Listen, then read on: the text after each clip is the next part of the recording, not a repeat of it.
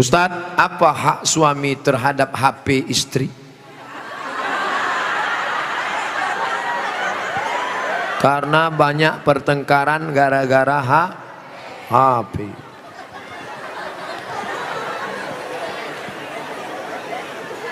Lima hak ibu terhadap bapak.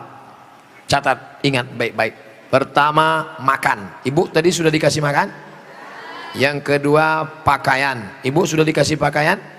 Karena sekarang banyak perempuan yang tidak diberi pakaian oleh suaminya.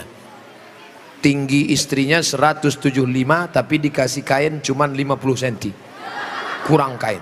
Kadang belum selesai di tempat tukang jahit sudah dia ambil. Kadang kainnya panjang, resleting belum dipasang. Pas jalan kelihatan. Ustadz kok tahu? Saya ngelihat. Ibu sudah dikasih makan, ibu sudah dikasih pakaian, ibu diberikan tempat tinggal yang layak menurut kemampuan masing-masing. Sudah? Keempat, ibu mesti diberi pendidikan. Yang ngajar ibu ngaji, bapak. Yang ngajar ibu sholat, bapak. Yang ngajar ibu akhlak, bapak. Bapak adalah guru di rumah. Dan yang kelima adalah perhatian. Maka ibu selalu diperhatikan, dari mulai jilbabnya, dari mulai pakaiannya, termasuklah HP ibu diperhatikannya juga. Kok dari tadi sini Ustadz Somad, suatu ketika istri saya pergi kerja dan saya masuknya siang, tiba-tiba HP-nya berdering. Saya cek, rupanya mantan. Dia cari lagi di FB dan mereka sudah jalan-jalan, Pak Ustadz. Hati saya selalu galau tiap hari. Jangan-jangan dia sudah buat ini, jangan-jangan dia sudah jalan ini, jangan-jangan sudah. Bayangkan menderitanya seorang laki-laki gara-gara HP istri yang sudah macam-macam. Gara-gara apa itu? Facebook, Twitter, BBM, WhatsApp, Instagram. Oleh sebab itu jaga ini masalah HP ini, jaga baik-baik. Ini Ustadz Somad gak enak, selalunya HP perempuan aja. Oke, sekarang kita balik. Bagaimana dengan HP bapak-bapak yang lebih banyak perhatiannya ke HP, yang kata-katanya merayu, menggoda? Oleh sebab itu ini mesti dijaga. Kalau tidak, duduk bersama, bapak sama ibu duduk, HP-nya buat baliho besar-besar, judulnya mau dibawa kemana hubungan ini, atau buat besar-besar, jangan ada HP di antara kita. Saya mau nanya Pak Ustadz, gimana caranya mengelola keuangan keluarga secara islami jika suami istri bekerja? Ar-rijal, lagi-lagi Al-Quran. Semuanya yang menyelesaikan masalah ini Al-Quran. Ar-rijalu qawwamuna 'alan nisa. Laki-laki menjadi pemimpin bagi perempuan. Bima anfaqu min amwalihim, karena mereka mengeluarkan nafkah, biaya belanja. Makanya harta warisan laki-laki dapat 2 kali bagian perempuan. Ibu kalau 25, bapak dapat 50. Ibu kalau dapat 50, bapak dapat 100. Kenapa? Karena yang menanggung biaya pernikahan mahar bapak, yang menanggung sekolah anak bapak. Sekarang ibu memang anak orang kaya, punya ruko 2, rumah batu jendela kaca, punya bapak yang sudah sakit asma 2 hari lagi meninggal. Kaya. Si bapak juga punya duit yang sama. Bapak punya duit, ibu punya duit, menikah. Apa beda duit bapak dengan duit ibu? Dalam duit bapak ada hak ibu, tapi dalam duit ibu tidak ada hak bapak.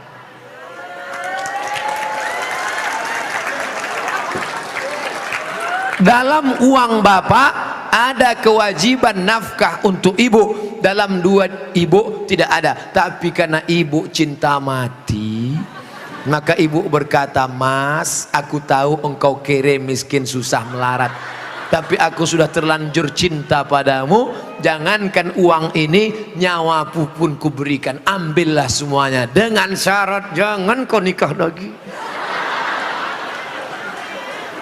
Nah, sudah jelas batasannya. Jadi kalau ada ibu punya kontrakan, PNS, pegawai, punya gaji, ibu tetap ngomong ke suami, "Mas, aku mau kirim uang ini ke anak yatim, mau biaya anak pesantren, mau kasih wakaf beras 1 karung, Tapi ibu ngomong ke bapak itu bukan minta izin, karena uang itu memang punya ibu. Ibu ngomong sebagai adab, sopan santun, tata krama, budi bahasa. Jadi bapak jangan kegeeran. Dan ibu jangan kurang ajar. Mas, ini uangku, ini kos-kosanku, ini rumahku, terserah aku. Kamu mau ikut ya, kalau enggak lebih dari kamu bisa aku dapatkan. Jangan, luka hatinya. Galah patah boleh disambung, kaca retak boleh direkat, hati yang sakit kemana obat akan dicari. Nah, oleh sebab itu maka jaga. Saya sudah mengeluarkan untuk biaya keluarga sebagian, sedangkan sebagiannya saya ingin membantu saudara yang kurang mampu. Tapi kadang saya suka berbohong jika untuk membantu keluarga yang memang butuh bantuan. Ini yang nulis pertanyaan bapak apa ibu? Kalau bapak sudah berikan yang 5, makan sudah, pakaian sudah, tempat tinggal sudah, pendidikan sudah, perhatian sudah, sesuai dengan urf, wa ashiruhunna bil ma'ruf, berilah mereka pergaulan urf. Urf itu seperti layaknya, kira-kira layaknya standar orang daerah Pondok Aren itu perempuan diberi berapa, tidak terlalu kaya, tidak terlalu miskin, yang sedang-sedang, kira-kira diberi berapa standarnya, misalnya 3 juta 5 juta dia beri, maka sisanya itu terserah dia untuk yang lain, maka dia sudah menunaikan kewajiban. Urf, pengambilan hukum ada 10, Quran, hadis, ijma', qiyas, syar'u man qablana, saddu zara'i, qaulu sahabi, istihsan, istisab, urf. Urf, tradisi, kebiasaan. Berapa yang layaknya untuk daerah Pondok Aren? Semoga Ustadz selalu dilindungi Allah, amin. Bagaimana antum menyikapi beda mazhab, khilafiyah, firqah? Bagaimana dengan ayat Allah, wa'tasimu bihablillahi jami'a, wa'tasimu, bersatulah, bihablillah, dengan tali Allah. Yang dimaksud tali Allah itu Islam, Al-Quran dan Sunnah. Adapun ijtihad ulama berbeda-beda, tapi kita di Indonesia sudah disepakati 3. Akidahnya Asy'ari, fikihnya Syafi'i, tasawufnya Sunni, Junaid al-Baghdadi dan Abu Hamid al-Ghazali. Saya ulang sekali lagi, Ahlus Sunnah wal Jamaah, akidahnya Asy'ari, fikihnya Syafi'i, tasawufnya Sunni, Abu Hamid al-Ghazali dan Junaid al-Baghdadi. Maka kita pegang yang itu. Saya belajar di Maroko 2 tahun, mazhabnya Maliki. Maliki Ahlus Sunnah, pertama Hanafi, nomor 2 Maliki, nomor 3 Syafi'i, nomor 4 Hambali. Keempat-empatnya Ahlus Sunnah. Tapi ketika saya pulang kampung, saya tidak bawa mazhab Maliki. Kenapa Ustaz tidak pakai mazhab Maliki? Andai saya pulang ke kampung, saya pakai mazhab Maliki. Mazhab Maliki kalau sholat tangannya lepas ke bawah, Allahu Akbar. Fatihahnya pakai baca kiraan Warsh, Alhamdulillahi Rabbil Alamin, Ar-Rahmanir Rahim, Maliki Yaumiddin. Mimnya pendek. Kemudian gak pakai bismillah, Allahu Akbar, Alhamdulillahi Rabbil Alamin, gak ada bismillah. Kunut subuhnya sebelum rukuk, walam yakul lahu kufuwan ahad, baca kunut. Kunutnya gak bunyi.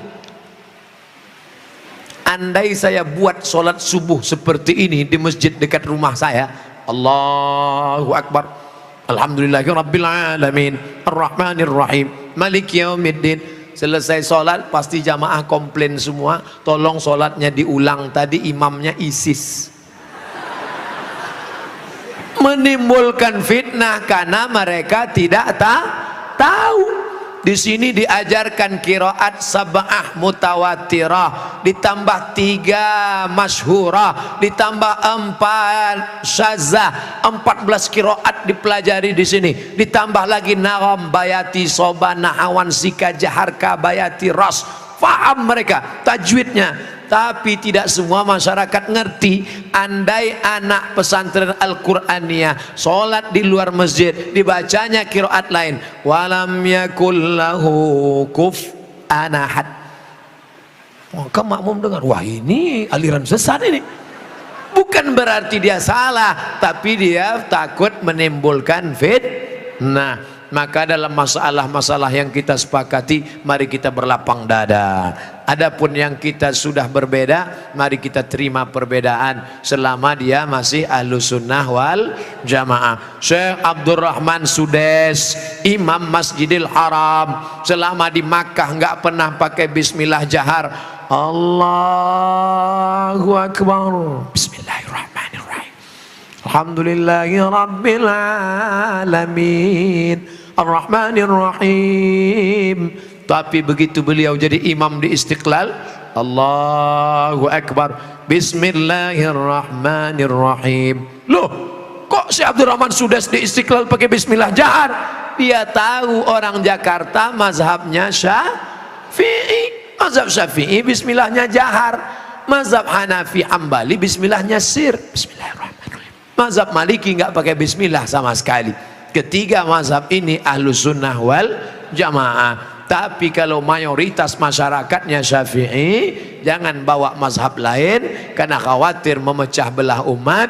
Menjaga persatuan lebih diutamakan daripada mengamalkan mazhab. Begitu yang diamalkan oleh para ulama. Kan ulama mengkategorikan bid'ah ada dua, bid'ah hasanah. Pertanyaannya Ustaz, kan Rasul bersabda kullu bid'atin dhalalah, kullu bid'atin dhalalah wa kullu dhalalatin finnar. Hadis ini kata Imam Nawawi hadisnya umum, hadis umum.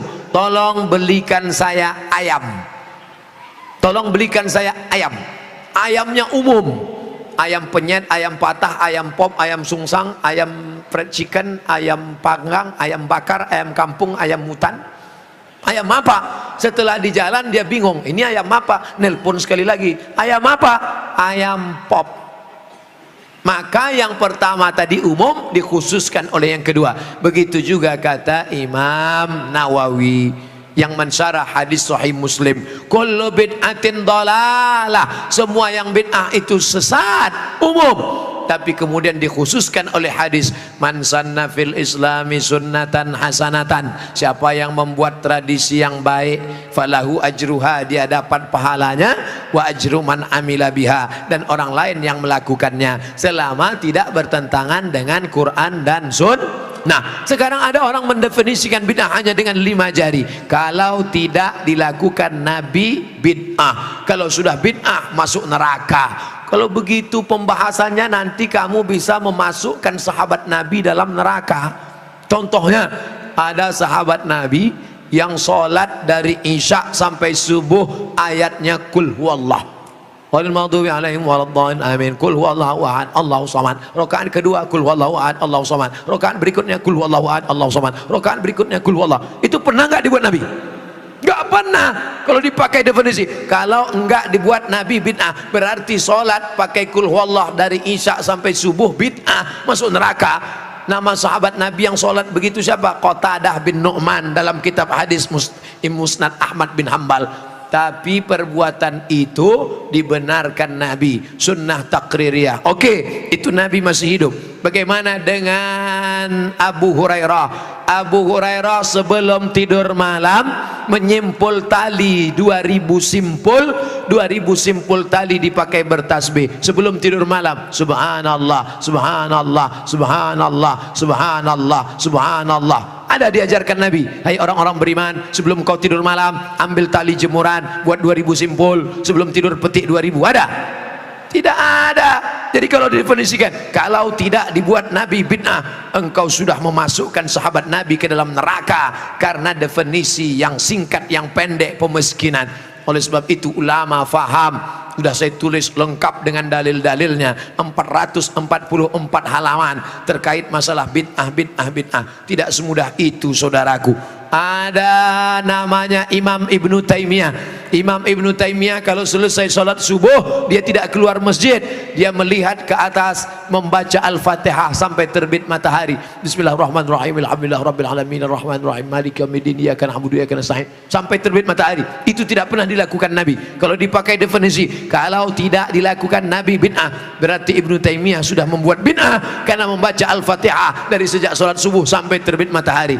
Maka jangan katakan bid'ah kalau tidak dibuat Nabi bid'ah. Ini tidak betul. Yang betul adalah kalau tidak ada dalilnya bid'ah. Selama ada dalil hadis qauli, hadis fi'li, hadis takriri, perbuatan sahabat, qiyas, ijma', maka perbuatan itu tidak bid'ah. Bagaimana pandangan Ustadz dengan laki-laki yang berambut panjang?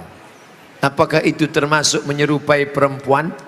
Saya belajar ke salah seorang syekh, ketika itu ada yang nanya, "Syekh, apa betul Nabi Muhammad itu rambutnya panjang?" Maka syekh menjawab, Nabi Muhammad itu tinggalnya di gurun pasir. Gurun pasir itu cuacanya panas. Maka kalau rambutnya pendek, nanti cahaya matahari kena ke kepala, maka dia bisa pusing, panas, dehidrasi, kurang cairan. Makanya Bapak Ibu ketika di Makkah disuruh pakai topi, pakai payung supaya jangan kena panas. Nabi kepalanya ditutup dengan 3. Yang pertama rambutnya. Rambut Nabi itu dari depan panjang sampai ke belakang. Yang kedua ditutup dengan qalansuah, topi. Setelah itu ditutup dengan imamah sorban. Kalau di atas kepala dililitkan namanya imamah. Kalau diletakkan di tengkuk namanya burdah. Kalau diletakkan di kepala seperti kerudung namanya ghutrah, bukan serben. Jadi Nabi kepalanya ditutupi dengan 3. Pertama rambutnya panjang sampai ke tengkuk, dari depan ini sampai ke tengkuk segini, tebal. Yang kedua qalansuah, kain penutup. Setelah itu baru sorban. Maka kita pun, kami pun ketika kuliah dulu di Arab pakai sorban. Pakai untuk apa? Supaya jangan kena panas terik. Musim dingin di bawah derajat 0, 5 derajat, 10 derajat, di bawah 0 dingin. Maka kepala juga ditutup pakai sorban. Sekarang kenapa Ustaz nggak pakai sorban? Saya sekarang kepanasan. Tapi saya tidak menyalahkan para habaib pakai sorban. Mereka mengikuti sunnah Nabi Muhammad sallallahu alaihi wasallam. Nah, jadi kalau ada laki-laki berambut panjang, tapi rasanya di tempat kita rambut panjang bukan untuk menutup kepala biar supaya jangan panas.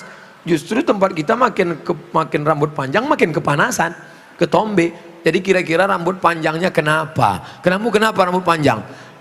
Ini. Tapi tidak semua yang berambut panjang itu karena mengikuti perempuan. Jadi tidak bisa kita hukum serta-merta kalau rambut panjang LGBT. Enggak. Maka yang LGBT itu kalau menyerupai perempuan, la'anallahul mutasyabbihin minar rijal bin nisa. Allah melaknat laki-laki yang menyerupai perempuan dan perempuan yang menyerupai laki-laki. Mudah-mudahan anak kita terjaga dari LGBT.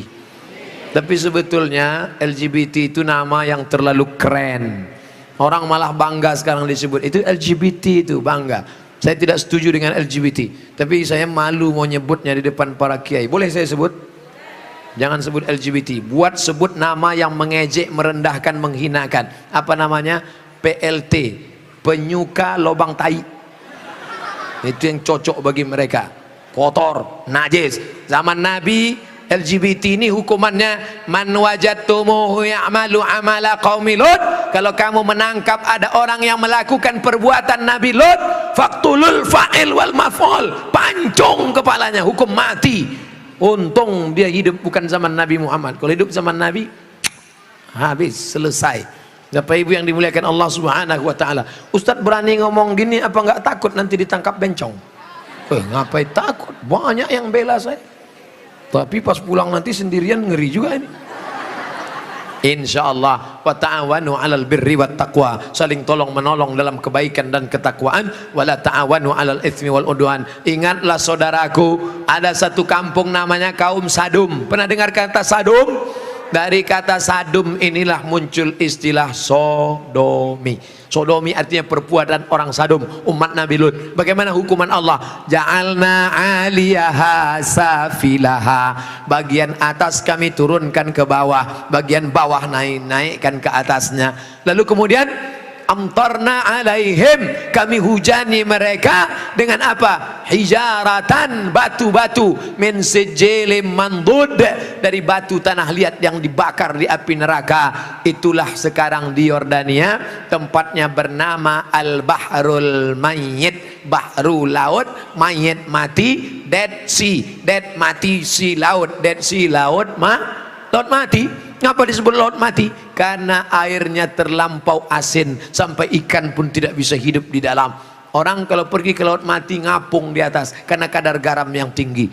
Nah, siapa yang punya kadas, kurap, kudis, gatal-gatal, mandi di situ sembuh. Di Yordania. Bapak Ibu yang dimuliakan Allah SWT, Pompei salah satu kampung yang diisi oleh homo. Lalu kemudian datang lahar dari bukit turun ke bawah, rata dengan tanah, sampai-sampai mereka berubah menjadi patung-patung batu karena ditimpa oleh lahar. Tidak sempat merubah ekspresi wajah. Ekspresi wajah orang homo yang mati dalam keadaan melakukan hubungan seksual terlarang tak sempat merubah dari wajah kesakitan dengan wajah penderitaan. Begitu yang dialami masyarakat Pompei. Oleh sebab itu kita berdakwah, mengajak bukan karena benci tapi karena ingin menyelamatkan supaya kita selamat. La ta'murunna bil ma'ruf, ajak mereka berbuat baik, wala tanhauna 'anil munkar, larang mereka jangan sampai melakukan perbuatan mungkar. Kalau kamu diam saja, aku tidak khawatir, kata Sayyidina Ali,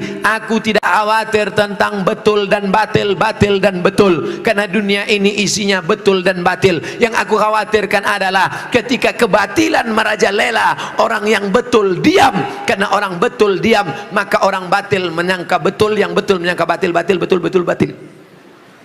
Orang yang betul diam, ibu yang betul diam, bapak yang betul diam, yang batil berkuar. Akhirnya yang batil merasa betul, orang yang betul diam 1000 bahasa. As-sakitu anil haq syaitan akhras. Orang yang betul tapi diam melihat kebenaran diinjak-injak, dia adalah syaitan akhras, setan bisu. Begitu kata Imam Abu Ali Ad-Daqqaq yang dikutip oleh Imam An-Nawawi dalam kitab Al-Minhaj Syarah Sahih Muslim Ibn Al-Hajjaj. Maka bersuaralah saudaraku, anak-anak muda, lawan kemungkaran ini. Terus berperang dengan HP-mu. HP-mu adalah senjata, bukan menebarkan kebencian, bukan menebarkan hoax, tapi dalam rangka watawasau bil haq watawasau bis sabr. Allah.